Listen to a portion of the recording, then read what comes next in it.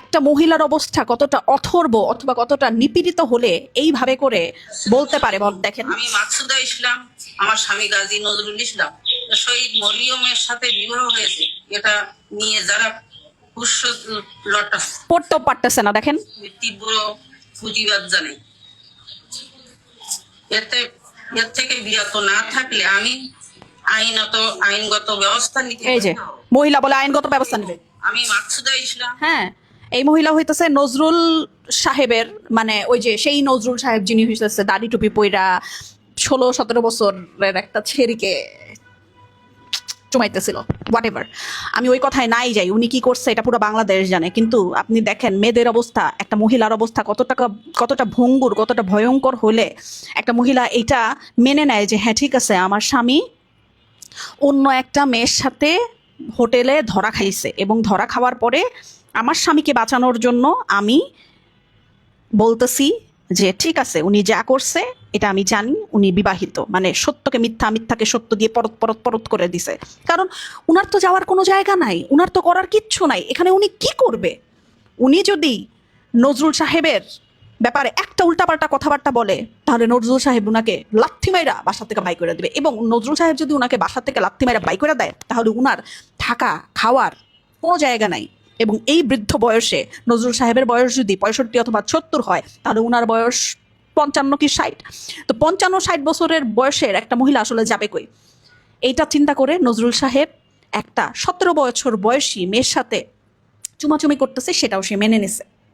এবং সে বলতেছে যে আমার স্বামীর নামে যদি আপনারা উল্টাপাল্টা কোনো কিছু বলেন অথবা করেন তাহলে আমি নিজে মামলা করব। মানে সে নিজে মামলা করবে। বুঝেন তার অবস্থাটা কোন পর্যায়ে গেছে, তাকে কোন পর্যায়ে অত্যাচার করছে। মানে উনার অবস্থা হইতেছে ওই রকম একটা অবস্থা যে আমি তো আমার জামাইকে খুশি করতে পারতাছি না, আমি তো বৃদ্ধ, তো আমার জামাইকে অন্য কেউ খুশি করতেছে। খুশি থাকুক, আমার জামাই তো আমাকে ভাত কাপড় ঠিকই দিতেছে, ভাত কাপড় খাই খুশি থাকি, আমার তো করার কিছু নাই এখানে। কারণ আমি তো অথর্ব।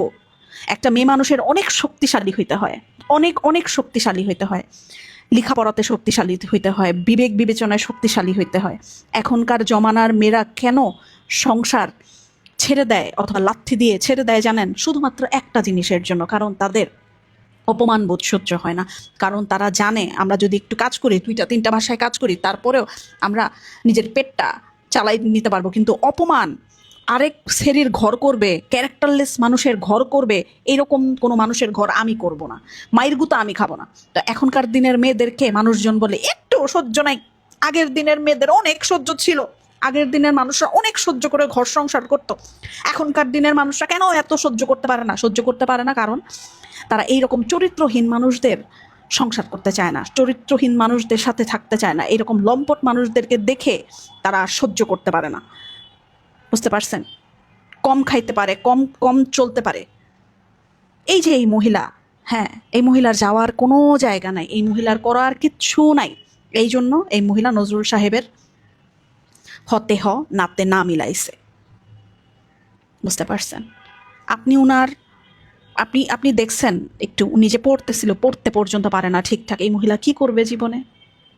অথচ এই মহিলার বিচার চাওয়া উচিত ছিল, এই মহিলারই হুঙ্কার দেওয়ার কথা হচ্ছিল, এই মহিলারই বলা উচিত ছিল ওকে, ওরে পদ পদ থেকে নামা, ওরে জেল দে, আমি ওর নামে কেস করব। কিচ্ছু করে নাই। 16 বছরের এক মহিলাকে 75 বছরের এক লোক, বুইরা ধামরা বেটা দাদা বিয়া করছে। কিন্তু এই ধামরা বেটার বউর কিচ্ছু বলার নাই।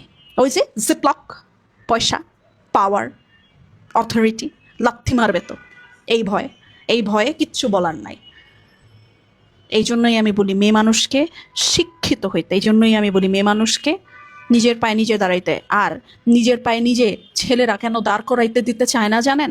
ছেলেরা কেন বলে যে মেয়ে মানুষকে কোনো কিছু করতে না, মেয়ে মানুষ যাতে কোনো কিছু না করতে পারে, পড়ালেখা না করতে পারে, বাসায় থাকে, হিজাব পরে, ঘুমটার মধ্যে থাকে, সতর ঢাকে, সব কিছু করে শুধুমাত্র এই জন্য, কারণ মেয়েরা যাতে খারাপ, মানে মেয়েরা যাতে ভালো কিছু না করতে পারে। অবশ্যই আমাদের আল্লাহর ধর্ম, আল্লাহর বিধান পালন করা উচিত, সতর ঢাকা উচিত, নিকাব পরা উচিত, পর্দা করা উচিত, সব করা উচিত, সব করা উচিত।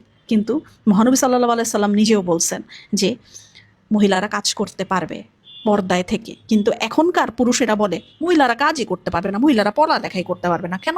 কারণ তারা চায় না তাদের থেকে তাদের অর্ধাঙ্গিনী, তাদের থেকে তাদের ঘরের নারীরা উঁচু জায়গায় যাক। উঁচু জায়গায় গেলে তো তাদের এই খারাপ জিনিসগুলা, তাদের এই বদ জিনিসগুলা, তাদের এই দুশ্চরিত্রর ব্যাপারগুলা দেখে মেয়েরা তাদেরকে লাথি মেরা চলে যাবে, বুঝছেন না? এই কারণে মেয়েদের তারা বাড়তে দিতে চায় না। এসব ফটকামি, এসব ফটকা বেটাদেরকে ধৈরা ধৈরা মানে পদশূন্য করলে হবে না, শুধু জেল দেওয়া উচিত।